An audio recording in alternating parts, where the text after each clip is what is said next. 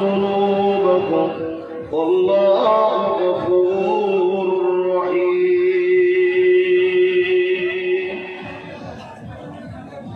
আমার আব্বা আমার ভাইরা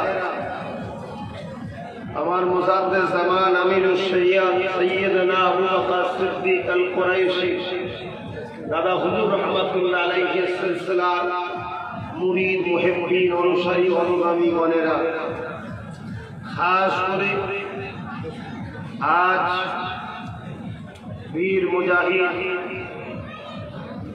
ফুরফুরা শরীফের প্রতিষ্ঠাতা বিজয় বীর সৈয়দ মনসুর বগদাদি সিদ্দিকী আল কুরাইশি হুজুরের ইসালে সওয়াবের আগত মেহমানগণেরা, বয়োজ্যেষ্ঠ পীর হযরত চাচাজান ইব্রাহিম সিদ্দিকী আল কুরাইশি হুজুরের মেজবানেরা, মেহমানেরা, দাওয়াতি অতিথিরা, আজ আপনারা হুজুরের মেহমান, আমাদের মেহমান, আমরা আজকে আপনাদের মেজবান। আলোচনা কি করব সবই তো আমরা জানি। সমস্যা একটা জায়গায় আমরা সিধে হলাম না। আজ এখানে একটা খানদানের রসুল বসে আপনাদের ঘরে দুটো কথা বলছে, আপনারা এখনো নিজেদের মধ্যে কথাবার্তা গায়ে গায়ে করেই যাচ্ছে। এই যে অভাদ্র, এই কিছু মানুষের জন্য পুরো পরিবেশটা নষ্ট হয়। এত বুঝানো হয়, যেখানে কোরআন তেলাওয়াত হয়, শরিয়তের কথা হয়, সেখানে তোমরা চুপ করে বসে শোনো। কিন্তু আজ দুঃখের বিষয় এটাই যে আমরা মানি না তা নয়, বহুত মানুষ মানে, কিন্তু সমাজে কিছু মানুষ ঢুকে গিয়ে পুরো পরিবেশটাকে গুলিয়ে দেয়। আজ আমি আবার একটাই কথা বলবো, দুনিয়া সিদরুল মুমিনিন ওয়া জান্নাতুল কাফিরিন। অপর হাদিস, দুনিয়া মাসলাকুল আখিরাহ, এটা আখিরাতের খেতি বাগান। এখানে আমরা কামিয়াবির চাষ করতে এসেছি। কি চাষ? ইল্লা লিয়াবুদুন, শুধুমাত্র আল্লাহর দাসত্ব করার জন্য আল্লাহ পাঠিয়েছে। জোরে বলুন সুবহানাল্লাহ। এই আল্লাহর দাসত্বটা জানবেন কি করে? যুগে যুগে যুগে যুগে আমার আল্লাহ নবী আলাইহিস সালামদের দিয়ে আমাদেরকে জানিয়েছে। আজ থেকে 570 খ্রিস্টাব্দে, কিছু কম বেশি 1500 বছর আগে, মক্কার জমিনে আব্দুল্লাহ হুজুরের ঘরে, আম্মা আমিনা হুজুরের কোলে, সর্বকালে সর্বশ্রেষ্ঠ নেতা, সর্বকালে সর্বশ্রেষ্ঠ সহিংসা, সর্বকালে সর্বশ্রেষ্ঠ বাদশাহ, সর্বকালে সর্বশ্রেষ্ঠ নবী, সর্বকালে সর্বশ্রেষ্ঠ রাসূল, আল্লাহর দোস্ত, আমাদের মুক্তি নাজাতের কান্ডারি হযরত নবী মুহাম্মদ সাল্লাল্লাহু আলাইহি ওয়াসাল্লামকে আল্লাহ আমাদের জন্য মডেল করে পাঠিয়েছেন। জোরে বলুন সুবহানাল্লাহ। একটা মানুষ যদি মনে করে আমার স্রষ্টাকে খুশি করব, তাকে মুহাম্মদ রাসূলকে অনুসরণ করতে হবে। একটা মানুষ যদি মনে করে দুনিয়া ও আখিরাতে শান্তি চায়, তাকে মুহাম্মদ রাসূলের অনুসরণ করতে হবে। একটা মানুষ যদি মনে করে আমি মানবতা প্রেমিক হতে চাই, ইনসাফওয়ালা হতে চাই, ইনসানিয়াতওয়ালা হতে চাই, আমি ন্যায়ের পক্ষে চলতে চাই, হকের পক্ষে চলতে চাই, দুর্নীতি থেকে দূরে থাকতে চাই, তাহলে তাকে হযরত নবী মুহাম্মদ সাল্লাল্লাহু আলাইহি ওয়াসাল্লামের অনুসরণ করতে হবে। কারণ নবী আমাদের জন্য মডেল। আমাদের বলতে শুধু মুসলমান নয়, নবী এসেছেন মানুষ জাতিকে মুক্তি, শান্তি, কল্যাণের রাস্তা দেখাতে। জোরে বলুন সুবহানাল্লাহ। ইতিপূর্বে 1,00,000 মতান্ত 2,24,000 নবী রাসূল পয়গম্বর এসেছে। সর্বশেষ হযরত নবী মুহাম্মদ সাল্লাল্লাহু আলাইহি ওয়াসাল্লাম, তিনি আমাদের জন্য বলেন, তিনি যা করেছে সবটাই আমাদেরকে করতে হবে। যদি কেউ সবটা করতে পারে আলহামদুলিল্লাহ, তারা তো সাহাবা হুজুর হয়েছে। জোরে বলুন সুবহানাল্লাহ। কেউ 99%, কেউ 80%, কেউ 70%, কেউ 60%, কেউ 50%, কেউ 10%, কেউ 1%। কিন্তু কোন কাজ যদি কেউ রাসূল পাক সাল্লাল্লাহু আলাইহি ওয়াসাল্লামকে খুশি করার জন্য, আল্লাহকে খুশি করার জন্য করে, সেটা ছোট হলো, সেটাকে খারাপ করার অধিকার কারণ। আল্লাহ নবী এসে আমাদেরকে বাঁচা শিখিয়েছে, আল্লাহ নবী এসে আমাদেরকে মানবতা শিখিয়েছে। আল্লাহ নবী সাম্যের পক্ষে ছিলেন, স্বৈরাচারীর পক্ষে ছিলেন না, পুঁজিপতির পক্ষে ছিলেন না। আল্লাহ নবী সাম্যের পক্ষে ছিলেন, মানবতার পক্ষে ছিলেন, ইনসাফের পক্ষে ছিলেন, ইনসানিয়াতের পক্ষে ছিলেন, অসহায়ের পক্ষে ছিলেন। আরে আমার রাসূল তো পিপাসা মিটাবার নাম, আমার রাসূল তো অসহায়কে আশ্রয় দিবার নাম, আমার রাসূল তো মা বাপের মর্যাদা দিবার নাম, আমার রাসূল তো নারীদেরকে জ্যান্ত সমাধির হাত থেকে বাঁচাবার নাম। আরে মুহাম্মদ রাসূল কে? মুহাম্মদ রাসূল তিনি, যিনি এই দুনিয়া জমিনে ছোট বড় কালো বর্ষা উঁচু নিচুর বিভাগ মিটিয়ে দিয়ে মানুষের দাসত্ব করবে না, মানুষ একমাত্র স্রষ্টার দাসত্ব করবে, মানুষ সবাই সমান। তিনি হলেন এই শিক্ষা যিনি দিয়েছেন, তিনিই তো মুহাম্মদুর রাসূল। জোরে বলুন সুবহানাল্লাহ। যিনি আসাতে আজ আমি মা বাপের কাছে ভালোবাসা পাই, আমার কাছ থেকে আমার মা বাবা আব্বা আম্মা সম্মান পায়, তিনি তো মুহাম্মদ। তিনি যা করেছেন তেনাকে ফলো করো। কুল ইন কুনতুম তুহিব্বুনাল্লাহ, পরকার নাম কুল অর্থাৎ বলো, ইন কুনতুম তুহিব্বুনাল্লাহ। হাবিব আপনি বলেন, নিশ্চয়ই যারা বলে আল্লাহকে ভালোবাসি। আপনারা আল্লাহকে ভালোবাসেন? হাত তুলে দেখান। আল্লাহকে ভালোবাসেন, আলহামদুলিল্লাহ। এটা সত্য না মিথ্যা কি করে জানা যাবে? এটা সত্য না মিথ্যা কি করে জানা যাবে? আল্লাহ পাক তাই বলছেন, কুনতুম তুহিব্বুনাল্লাহ। যদি না সত্যিকারের ভালোবাসা হয়, মৃত্যু যদি না হয়, ফাত্তাবিউনি, আগে যেন আপনাকে ইত্তেবা করে। জোরে বলুন সুবহানাল্লাহ। এখানে একটা কথা, ইত্তেবা করতে গেলে ভালোবাসা দরকার। ভালোবাসা ছাড়া কখন ইত্তেবা নয়।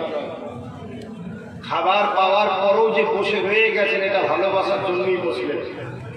আর না খাবার পেয়ে গেছি তো একটু ঘুরে এসি, কখন ইত্তেবা করতেন না যদি ভালোবাসা না থাকতো। যে বাবা বসো, সবর করো, কখনো শুনতেন না যদি ভালোবাসা না থাকতো। ফাত্তাবিউনি, আগে যেন আমার রাসূলকে ইত্তেবা করে। যারা আমার রাসূলকে ইত্তেবা করবে, ইউহিব্বুকুমুল্লাহ, আমার আল্লাহ বলছে আমি তাদেরকে ভালোবেসে নেব। জোরে বলুন সুবহানাল্লাহ। আর আল্লাহ তাদেরকে ভালোবাসবে, ওয়াগফিরু লাকুম যুনুবাকুম, আল্লাহু গফুরুর রহিম। অবশ্যই তারা আমাকে রহমান রহিম গফুর সত্তার পাবে। আমি তাদের জীবনে যত গুনাহ করেছে সব মাফ করে দেবো। জোরে বলুন সুবহানাল্লাহ। আল্লাহ রাসূলকে ইত্তেবা করেছিলেন দাইয়া তালবি বলে একজন সাহাবী। নিজের বাচ্চাকে নিজে জাহিল আবু জেহেলদের পাল্লায় যখন পড়েছিল, জেন্তু মুতে দিয়েছিল। রাসূলকে মহব্বত করার জন্য ওই পাপটাকে আল্লাহ মাফ করে দিয়েছে। জোরে বলুন সুবহানাল্লাহ। আরে আমরা কত পাপ করেছি, তখন তো নিজের বাচ্চাকে পুঁতে দিইনি। এইরকম একটা পাপ যদি গোলামে রাসূল হওয়ার জন্য মাফ হতে পারে, কেন আমরা গোলামে রাসূল হব না আমাদের পিছনের গুনাহ মাফ করানোর জন্য? এজন্য তো মাহফিলগুলো হয়। আল্লাহ রাসূল দুনিয়ার মানুষকে সে বুঝালেন, ন্যায়ের দিকে, সত্যের দিকে ডাক। আসো, সত্যের পক্ষে আসো, ন্যায়ের পক্ষে আসো। বাধা হয়েছে না হয়েছে? কত বাধা! সাহাবা হুজুরদের পায়ে শিকল বেঁধে বড় মরুভূমির বাড়ির উপর টেনে টেনে নিয়ে গেছে, বুকে ভারী পাথর চাপিয়ে দিয়েছে, তথাপিও তারা এই কষ্টকে সহ্য করেছে। আল্লাহ আল্লাহ রাসূলকে ছাড়েন, জোরে বলেন সুবহানাল্লাহ। আর আমরা একবারে যদি খেতে না পাই, কেউ 200 টাকা হারামের দিকে নেবার জন্য ছুটছি। এই জন্য দুনিয়াও আমাদের ঘরে লাথি মারছে, দুনিয়া আমাদের পছন্দ করে না। আরে মুসলমান বাড়ির ছেলেমেয়েরা, তরুণেরা,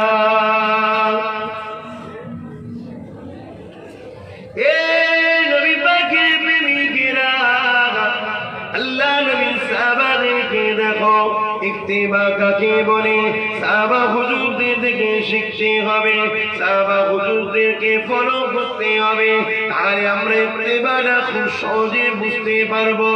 এই যুবকেরা, আপনারা তরুণেরা, আল্লাহ নবী সাহাবাদেরকে জানিয়ে দিলেন, এ বাবা সাহাবারা, আল্লাহ যাকে পরীক্ষা ভালোবাসে, আল্লাহ তাকে পরীক্ষা করে, ধৈর্যের সাথে বাবা পরীক্ষাতে কামিয়াব হতে পারলে আল্লাহ পাক তোমার জন্য চির শান্তি জান্নাতটা দিয়ে দেবে। সাহাবা হুজুরদেরকে যখন বললো, সাহাবা হুজুররা শোনার পরে আল্লাহ নবীর এই কথার উপরে কেমন আমল করেছিলেন।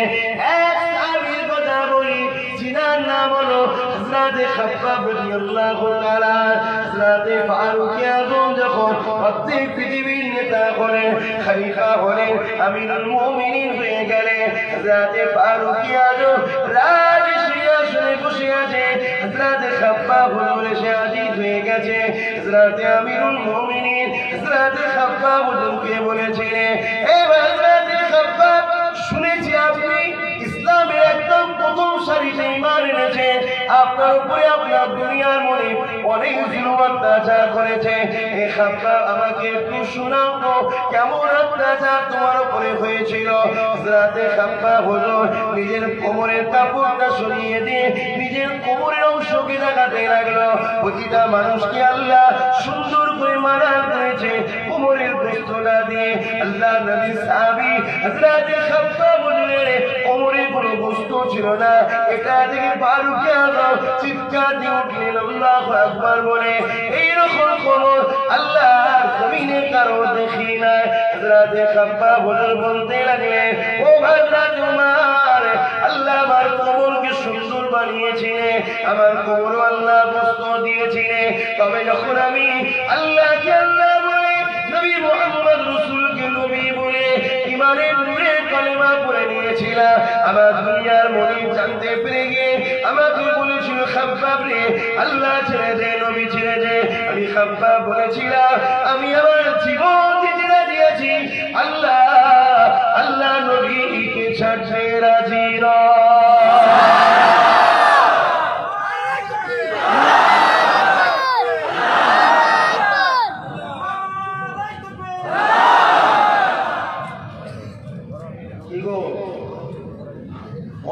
শুনছো বাপ ভাইরা, সুবহানাল্লাহ বলছো, বলো বলো। সাহাবা হুজুররা জীবন দিতে তৈরি আছে, আল্লাহ রাসূলকে ছাড়তে রাজি নয়। আজ সেই নবীর খানদান হিসাবে জানতে চাই, জালিমদেরকে ছাড়তে রাজি আছো আমাদেরকে পাওয়ার জন্য? হাত তুলে সাক্ষী দিচ্ছ, মুনাফিকি নয় তো? সমাজে কিছু জালিম যে ঘরে খুশি করার জন্য কিছু মুসলিম দাবিদার আছে, বড় দুঃখ লাগে তাদের ঘরে দেখে, যারা কিনা বলে বেড়ায় যে হুজুরের ছেলে তো কি হয়েছে, বেউজ্জতি করে পাঠিয়ে দেবে। কোনো অসুবিধে নেই, দুনিয়ায় তুমি যেটাকে বেউজ্জতি দেখছো, আখিরাতে তার মাকাম হয়তো বাড়ছে। হযরত ইমাম, 4 ইমামের এক ইমাম হযরত ইমাম মালিক রাহমাতুল্লাহ, নাম শুনেছেন তো নাকি? জালিম রাজার বিরোধী করার জন্য ইমাম মালিক হুজুরকে জেলে বন্দী করেছিল। এত অত্যাচার, এত জুলুম করেছিল। লাস্টে করোনার কাবুল যখন শুনতে লাগলেন, তখন আল্লাহর কাছে বলছেন, আল্লাহ ইমাম মালিককে এত পরীক্ষা করেছেন, আমি কোনো পরীক্ষায় আপনার অবজেকশন দিইনি, কিন্তু আমার ইজ্জতটুকু আপনি শুধু বাঁচিয়ে দেন। জোরে বলুন সুবহানাল্লাহ। এটা পরীক্ষা ছিল। ইমামে আযম নোমান বিন সাবিত আবু হানিফা হুজুরকেও জালিম রাজার বিরোধী করার জন্য তিনাকে জেলের মধ্যে বন্দী করেছিল। জেলের মধ্যে 40-60 জন চোর ডাকাত ছিল। হযরত ইমাম আবু হানিফা নোমান বিন সাবিত হুজুরের সোহবতে বসে সব কজন আল্লাহর ওলি হয়ে গিয়েছিল। জোরে বলেন সুবহানাল্লাহ।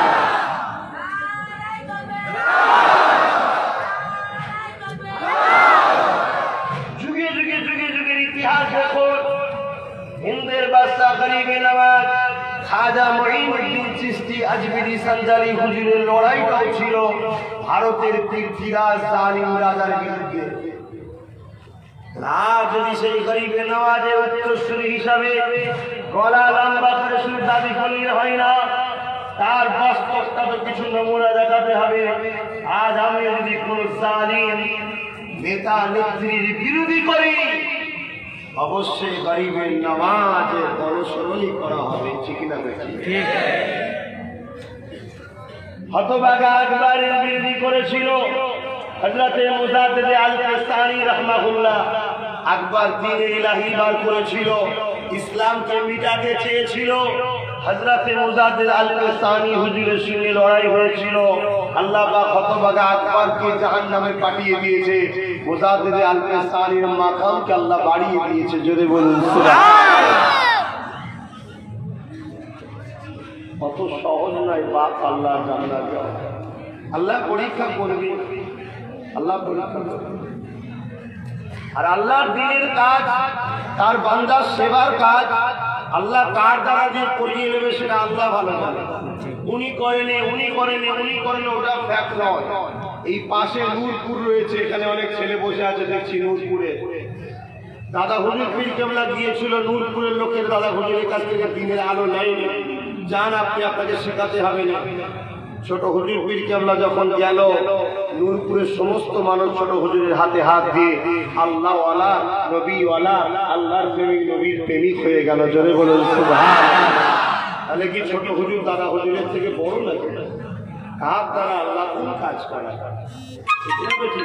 কার দ্বারা কোন কাজ করায়? আল্লাহ পাক। হযরতে শাম্বা হুজুর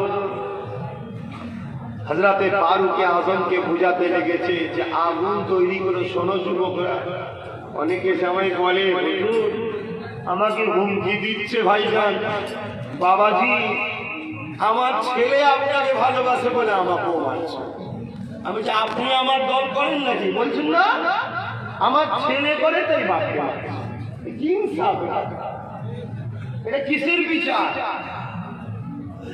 যে সমাজে আল্লাহর সৃষ্টিকে অপমান করা হয়, যে সমাজে বুজুর্গদের ঘরে অপমান করা হয়, যে সমাজে সামান্য দুনিয়ার স্বার্থে নারীদেরকে বেউজ্জতি করা হয়, ওই সমাজ যদি বেশি দিন থাকে অবশ্যই আমার আল্লাহর পক্ষ থেকে সমাজের লানত আসবে। হযরতে নবী লূত আলাইহিস সালামকে আল্লাহ পাক বলেছিলেন, নবী লূত তোমার কওমের মধ্যে ৮০,০০০ লোককে মারবো, তার মধ্যে ৪০,০০০ ভালো, ৪০,০০০ খারাপ। নবী লূত আলাইহিস সালাম বলছেন, আল্লাহ খারাপ লোকগুলোকে মারছেন মারেন, ভালো লোকগুলোকে মারেনছেন কেন? আল্লাহ বলেছিলেন, হে নবী ভালো লোকগুলো খারাপ লোকগুলোকে খারাপ কাজ থেকে বাধা দেয় না কেন? ওই জন্য ওদেরকে মারবো। শুনছেন তো ভাই? না হুজুর ওদের হাতে বন্দুক আছে, বোম আছে। কোন মুখে বাধা বলেন? বদরের বাধাকে আপনারা ভুলে গেলেন। কোন পরিবারের সন্তান আপনারা, কাদের সঙ্গে আপনাদের সম্পর্ক, কাকে নেতা বলে মেনেছে আল্লাহ নবী জানিয়ে দিয়েছে। আমার প্রতিটা ইমানদার উম্মত উম্মতি, আমার রুহানি সন্তানি, এ যুবকেরা, তরুণেরা, বাপেরা, আল্লাহ নবী আপনাদেরকে সন্তান বলে আখ্যা দিয়েছে। ভুলে গেলেন সেই দিনের কথা, বদরের জমিনে যখন 314 জন খালি হাতে জিহাদি হয়ে যায়, অপর দিকে জালিম রাজা, জালিম নেতা আবু জেহেল, উতবা, সাইবা 1000 সুসজ্জিত যোদ্ধা নিয়ে হাজির হয়েছে। এ যুবকেরা, তরুণেরা, আব্বারা, সাহাবাদের কাছে ডাল ছিল না, সাহাবাদের কাছে খাজুরের ডাল ছিল, সাহাবাদের কোন লোহার ড্রেস ছিল না। এদিকে আবু জেহেলের দিকে হাতি ঘোড়াতে বল্লম ছিল, কিন্তু সাহাবাদের অন্তরে আল্লাহ আল্লাহ নবীর প্রেম ছিল। এই প্রেমই তাদেরকে সততার জন্য আল্লাহ ফারিস্তা পাঠিয়ে দিয়ে তাদেরকে ফতে দিয়েছিল।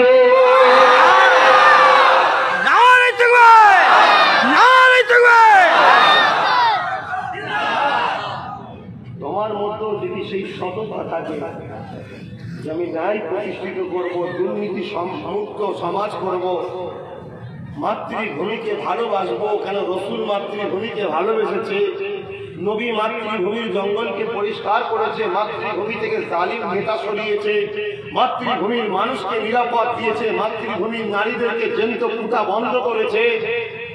আর সেই নবীর গোলাম আমরা কেন আমার মাতৃভূমির নিরাপদের কথা ভাববো না?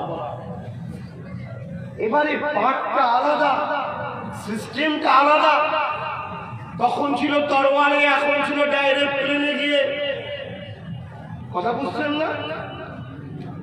এক একটা সময় এক এক রকম হয়, তখন মুখে হতে, এখন মাইকে আওয়াজ হচ্ছে, পাঠটা চেঞ্জ হয়েছে।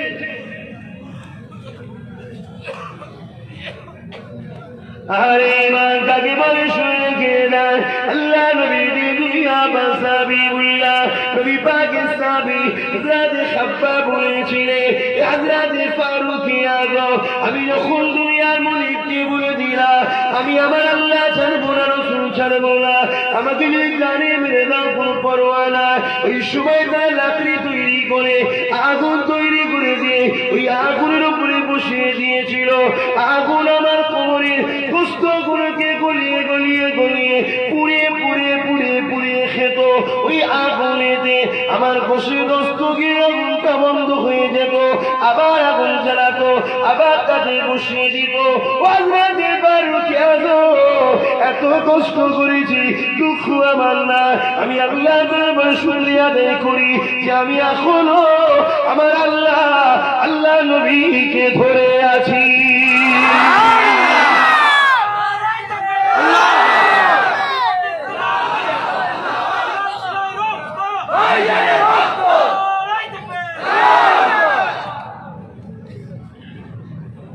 ভাবুন, আমার রাসূল তো চলে গেলেন, দুনিয়ার জমিন থেকে আখিরাতের রওনা দিয়েছেন, আখিরাতের রাস্তায়।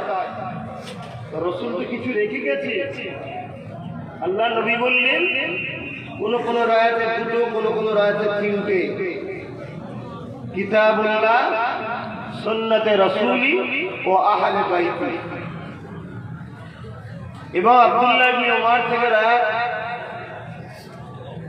যে উম্মতকে ঘোষণা করে গেছে তোমরা আমার খানদানের ঠান্ডার তলায় থাকবে, লিডার হিসাবে তাদেরকে মানবে। তারা আজকে জান পর্যন্ত ত্যাগ করো, রসুলকে আল্লাহকে ছাড়লো না। আর আমরাই তো আপনাদের ঘরে ধরে ধরেছে রসুলের রাস্তায়, আল্লাহর রাস্তাতেই নিয়ে যাই না কি গো?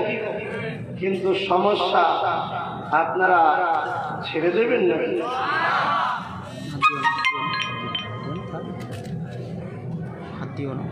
মনে রেখে দেবেন, দুনিয়া জমিনটা কারো চিরস্থায়ী নয়। এই যুবকেরা আল্লাহ নবীকে মুহাব্বত করে ভালোবাসে, শেয়ার করে, দুনিয়াদারি করতে হবে, ব্যবসা বাণিজ্য কারবার সংসার সবকিছুই করতে হবে। কিভাবে করবে? আল্লাহ পাক আমার রাসূলকে উসওয়া করেছে, মডেল করে দিয়েছে।